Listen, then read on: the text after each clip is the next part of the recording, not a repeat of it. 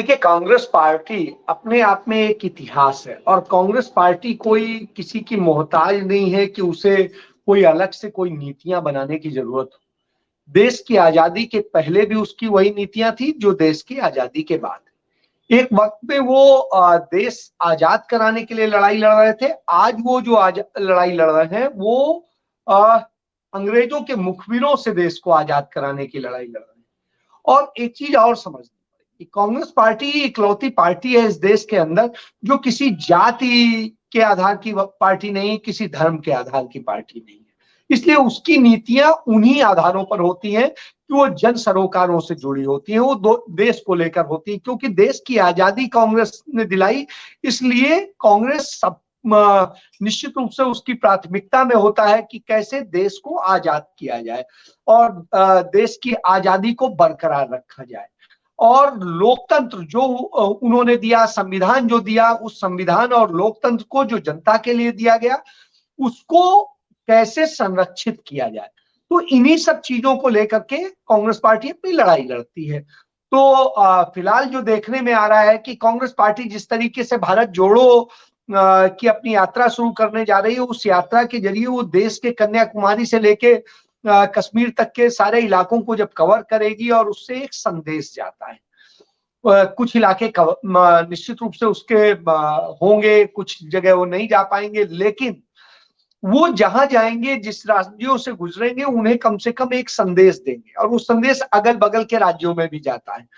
निश्चित रूप से यही कांग्रेस की नीति है और कांग्रेस आगे चल करके इन्हीं सारे विषयों को लेकर के लड़ाई लड़ रही है। देखिए, वो जब चाइना देश के अंदर कब्जा कर रहा था, सारी पार्टियां चुप बैठी थी, वो लड़ रही थी। बिल्किस बानो का मसला था, सारी पार्टियां चुप बैठी थी, वो लड़ रही है। उसके बाद में आप देखिए, जब दलितों पर अत्याचार होता है तो कांग्रेस पार्टी बोलती है। जब किसी पिछड़े पर हमला होता है तो कांग्रेस पार्टी बोलती है। जब किसी अल्पसंख्यक पर हमला होता है तो कांग्रेस पार्टी बोलती है। जब किसी ब्राह्मण पर हमला होता है तो कांग्रेस पार्टी बोलती है। जब किसी यादव पर हमला होता है तो कांग्रेस पार्टी बोलती है। मतलब चाहे जाट पर हमला होता है, किसान पर हमला होता है, हर मुद्दे पर कांग्रेस बोलती है। यही कांग्रेस की नीति है और कांग्रेस इन्हीं नीतियों को लेकर के सदैव आगे रही है और यही उसके आधार रहे। तो सबको जोड़ के चलने की ही उसकी नीति है और इसी कारण वो भारत जोड़ो अभियान चला रही है। और इन सब से एक कहा जाता है ना कि बरगद का पेड़ होता है, उसके कुछ पत्ते गिरने से या कुछ शाखें टूटने से बरगद नहीं खत्म हो जाया करता है। तो कांग्रेस वैसा ही बरगद, और इतना विशाल बरगद है कि फिलहाल तो हिंदुस्तान के अंदर उसकी जड़ें चाहे कहीं कम हो कहीं ज्यादा हो, हर जगह एक वही पार्टी है जिसका वास्तविक आधार जो है देश के अंदर, जो कहेंगे मूल आधार, देश के हर राज्य में कहीं कम है कहीं ज्यादा है। तो इसलिए कांग्रेस पार्टी किसी एक राज्य की बात नहीं कर सकती, किसी एक धर्म की बात नहीं कर सकती, किसी एक जाति की बात नहीं कर सकती। इसलिए उसकी नीतियां जो है धर्म, जाति और इन सारी चीजों से ऊपर उठ के हैं और वो इन्हीं सब चीजों को लेके चलती है। वो हमला करते हैं, राफेल का मामला था, कांग्रेस पार्टी नहीं किया। पेगासस का मामला था, कांग्रेस पार्टी नहीं किया। और सुप्रीम कोर्ट के सामने आ गया कि पेगासस में साथ नहीं दिया, केंद्र सरकार ने सहयोग नहीं किया, इसी कारण से चीजें सामने नहीं आ पाई। सिर्फ 29 फोन जांचे जा सके, बाकी नहीं जांचे जा सके। तो ये एक स्थिति है। दूसरी चीज है कि आप देखिए, राफेल के मामले में आज तक यदि वो था, नरेंद्र मोदी सरकार उसकी जांच कराने की हिम्मत नहीं जुटा सकी। तो ये स्थितियां हैं। इसके बाद आप देखेंगे तो जो भी सारी चीजें सामने आती हैं वो यही आती हैं कि कांग्रेस पार्टी एग्रेसिव से लड़ती है। महिलाओं का मुद्दा हो, पुरुषों का मुद्दा हो, अल्पसंख्यकों का मुद्दा हो, पिछड़ों का मुद्दा हो, दलितों का मुद्दा हो, या किसी का भी मुद्दा हो, बहुसंख्यकों के भी मुद्दे हो, या किसी के साथ अन्याय हो रहा हो, तो ये एक अच्छी बात है।